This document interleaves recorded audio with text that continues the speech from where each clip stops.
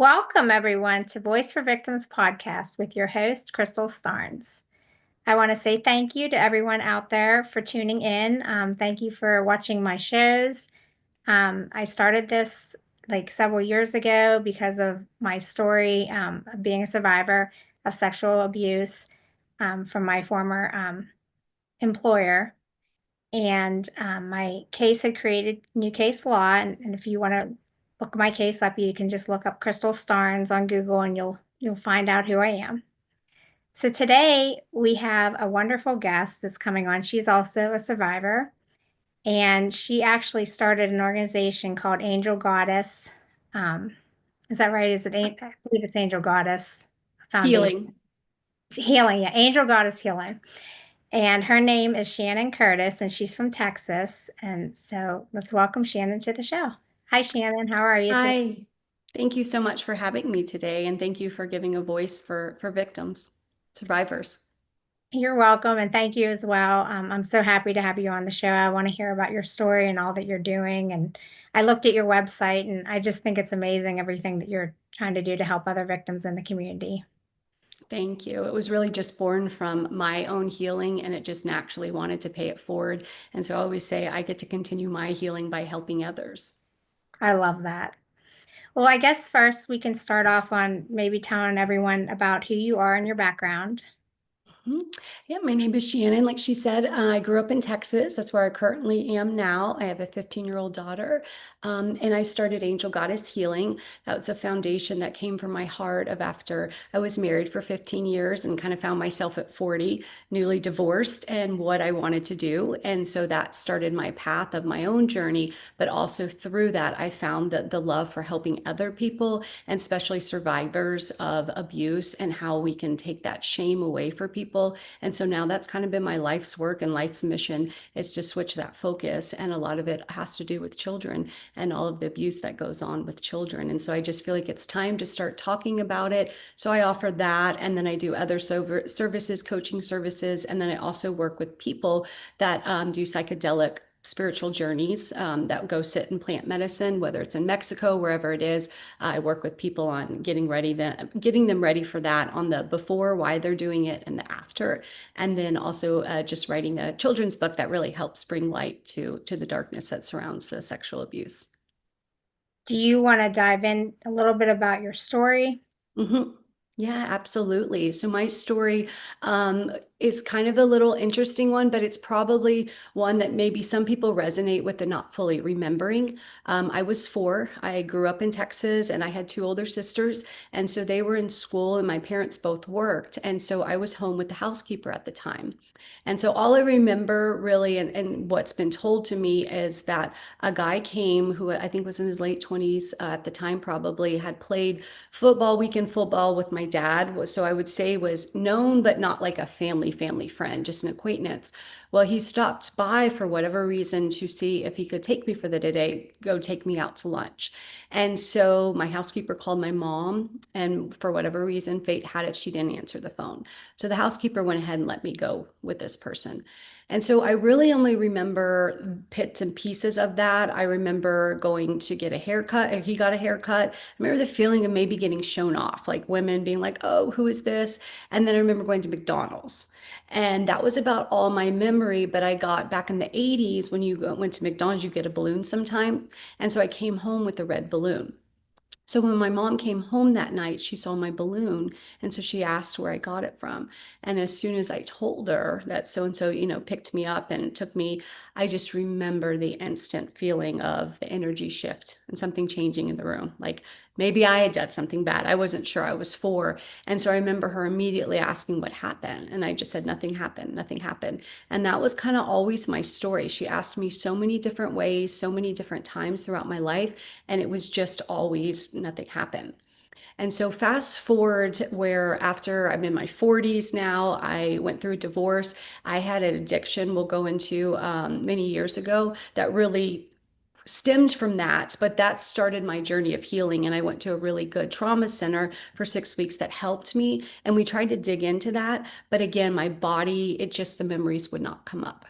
And so I was always okay with that. That was about 8 years ago. Well, fast forward to in my 40s, I was really wanting to know. And my partner, he found a place in Mexico called Ambio Life Sciences who does big plant medicine, and they've seen wonderful things with it. It's ibogaine.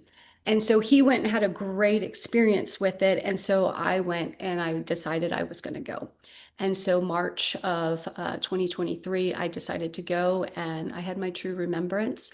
And what the beautiful thing is with plant medicine, it allows you to feel everything and memories come up or whatever comes up, but you're allowed to, you can process it because you're kind of not in your ego self. It's more of a dream state.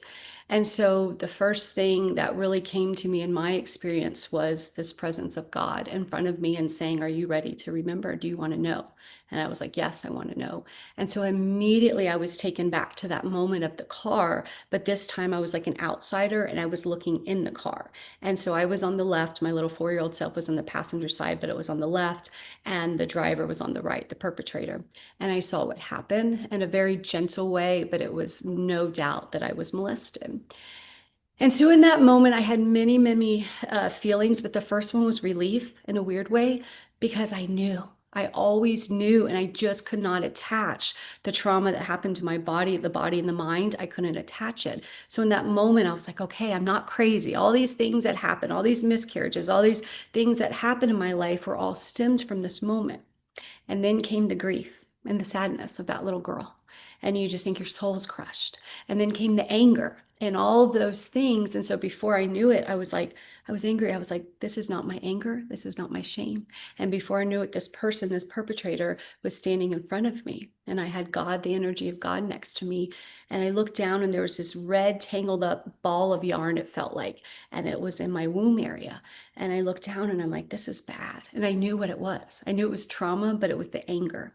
And so I said, God, I have to give it back to him. So I literally gave it back to him energetically, all that pain, all that trauma, all that suffering.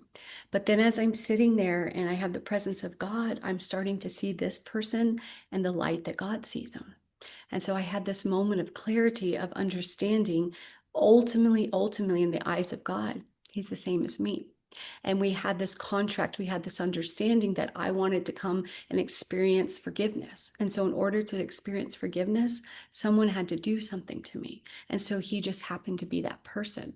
So, in that moment, I let go and I saw him in the same light and I forgave him.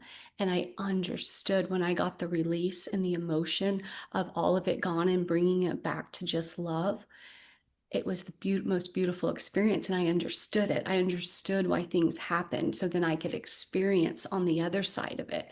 And so that really started my journey of healing, of understanding it wasn't done to me, it was done for me.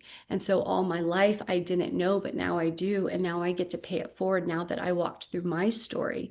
And now I get to help other people. And unfortunately, that includes my 15-year-old daughter.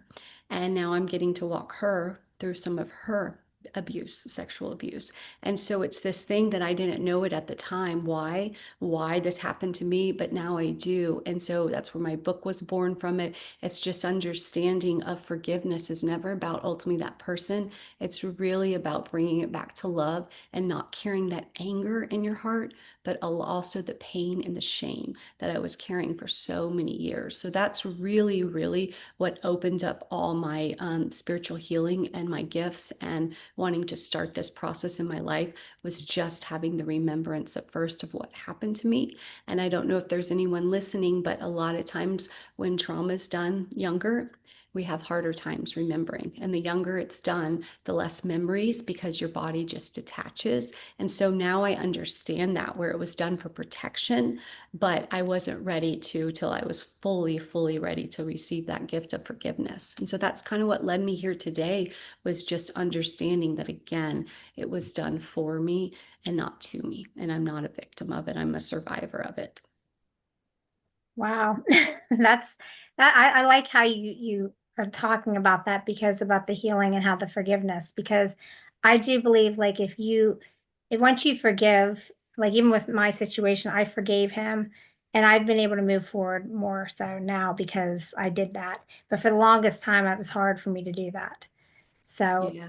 yeah, I Yeah, do we get believe stuck that. in the anger and we get stuck in the trauma, and that's literally what sticks us in the past, because it's like what happens to us, we like stay there. We stay there in that. And so you have to almost go back. I always say, like, reclaim that little part of yourself, that little girl. I had to go back to that 4-year-old girl and say, you're not stuck. You're safe to come with me now, and you're safe to speak your story now. And so that's that empowering your voice and giving it back to letting them deal with their shame. But for us, it's about the healing. Right. Mhm. Wow, that's amazing how you were able to remember everything because of this plant medicine. Now, can you talk a little bit about the plant medicine? Yeah, absolutely. So again, it's called ibogaine. It's a tree shrub from West Africa. And so unfortunately, right now it's not legal in the United States to do, but Texas just passed a huge bill that they're going to be start studying it because they're seeing the huge benefits from it. And that's why I became a coach in the psychedelic plant medicine, because I saw the healing it did. A lot of veterans go, heroin addicts, that's how they learned that it stopped. You don't go through withdrawal symptoms, which is crazy, because I wish I had that when I was getting off all the opiates a long time ago before kind of that epidemic. And that's what kept me in it, was all the withdrawals were so awful. And so they found this beautiful, again, it's just a plant that has all these powers that they're not really understanding. It's a little different than ayahuasca, that some people might know that one. This has a little bit more medical side where you have to be with the medical staff. And so they monitor your heart, which makes you feel a little safer because you have doctors and nurses there, but then it's also a very spiritual experience. And so the only thing I can say mine, it's like dreamlike. You put a mask on, you're laying there and you put a mask on and you're in it for about 12, at least 12 hours. It's at nighttime. But you put your mask on and it's like you're going to sleep and you're in a dream, but it feels real. It feels real. I would tell people, it's like, have you ever had a dream like you're flying? It felt like you're flying, or it felt so real. That's exactly what it feels like the whole night. So you don't really have control over what comes up. But what I've learned is it shows you what you need to see and move through it. And so that's how a lot of people are healing their stuff. And I believe in it because it helped me. It helped me remove my ego enough to where, like, the Shannon human couldn't process those emotions. But when I went to like my higher self and I went like out of my head into my heart, I understood it on a higher level, like God would. And so that was that understanding that I had, that I don't know if I would have gotten that full understanding that fast if it wasn't for that experience. So now I work with people that do those, or different kind of plant medicine, psilocybin. A lot of people use that too. But I'm big on, why are you using it and your intentions. And so a lot of people out there, even with cannabis, a lot of people use these plant medicines, but sometimes it's to check out, to numb our feelings. And I've been, well, one of those people when I was younger. And now I've understood that no, no, no, these plant medicines are to help us check in and check in with spirit and check in and release things in our body, trauma that sometimes we just can't do because we can't get out of our head. And so that's what it does. It really helps you get out of your head and into your heart. Wow. Is there like a website that people can find that? Yeah, so it's Ambio Life Sciences and it's blowing up. A lot of celebrities, now sports people are going to that. Brett Favre just went there and had miraculous things. And so there's really, Governor Rick Perry, he's been talking about it. People can find on podcasts, but it's just really starting to bring some light to this beautiful medicine that's helping a lot of people. And my partner, he's a vet and he struggled with suicide and depression, and he sat in that medicine twice and has seen just amazing results. A lot of TBIs, brain injuries.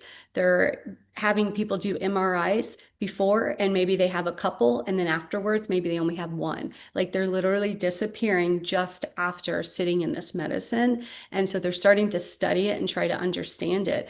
But it's something that all I can say is it just goes in your body. And for me, I had a lot of visuals and I could see it working in my body, and I could see where the trauma was stuck. And a lot of it was stuck in my bladder, and it looked just like goo, is all I can say. It was like yucky. And it was just that thing of having to release. So I was just able to see it on the cellular level, how all of this trauma happens to us and then it gets stuck in our body.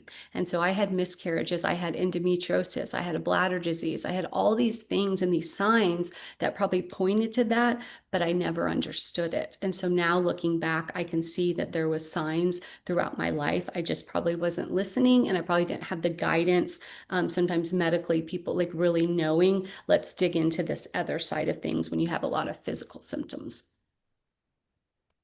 Wow. I never even heard of it. This is shocking. Like I didn't even know there was such a thing out there to get. Yes, and it's beautiful. It's not it's not inexpensive. It's you go for these 5 days, but it's a whole thing where you start with the sweat lodge. They honor the culture with that, and so yeah, it's if anyone's looking for it, it's definitely starting to come to light with all the beautiful gifts. So my prayers are that Texas, they're studying it now, but that they'll actually pass a bill to where we can start using it in facilities to help people, and especially the people that are ready to heal. Right. Yeah, I hope they do pass it because it sounds like a really good program.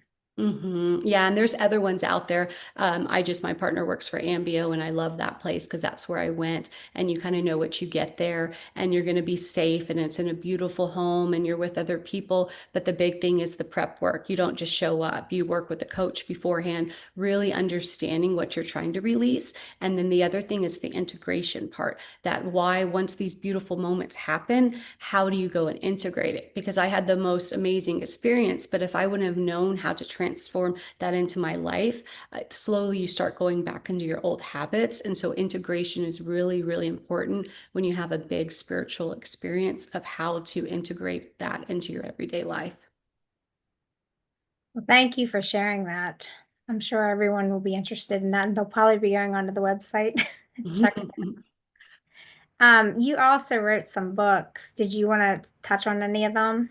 Sure. So I wrote, and I have it here. It's called No More Monsters Under the Bed, and it's a beautiful children's story. I love the illustrations are like the my favorite part of it. And it's a little story that I was getting a tattoo. After all my spiritual experience, I was ready to get a big tattoo that I was like, this is who I am.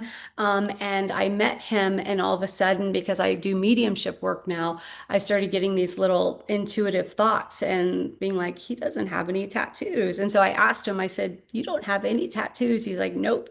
And I thought that was so interesting, a tattoo artist. And so it was something about this purity of this person was so sweet. And we just had this exchange. And so he worked on my tattoo. And I text my partner, I said, he doesn't know it yet, but he's gonna be my illustrator. I just knew it. And so after we were done, we started talking, and I said, hey, I have this project, that this soul project I want to do, but it needs really good artwork. Would you do that? And he was like, I'll try. And the illustrations are just out of this world. And I needed that because I would say it's a hybrid book. It's children, but it's really an inner child book. And so it's about a little girl named Lucy who's scared of the dark. And so her mom comes in one night and lights a special candle. She goes to sleep, and a beautiful angel comes and appears to her and asks her why she's scared. And so she tells her a monster came in her bed and took her light, and she doesn't want to be scared. So they go on this beautiful journey of remembrance, of gathering up all those lost pieces of herself. And then she goes into this magical forest where she meets all these spirit animals that come one by one to kind of reclaim her gifts that she had forgotten about. And so they turn into those spirit animals that are really like her spirit guides and walk her through her chakras. There's 7 of them. And then at the end, she just has that most beautiful remembrance outside of that, all her gifts, and that she never has to forget. And then as long as she continues to shine her light on the dark, the monsters are no more. And so it was born from that. And then I have a series coming out. I'm writing more of them, that each animal now has that represents like a chakra. They all have their own book. And so the one I'm working on now is about a little boy with anger, and how he deals with anger, and his dad, and how they do that, and how you walk through anger. And so I have one about bullying, one about parents getting divorced. And so I'm just learning how to take these really hard topics that sometimes children and even as adults, we don't know how to walk through them, but give light to it in a healed way, a possibility that we can find that beauty and that pain that we all go through at some time in our life.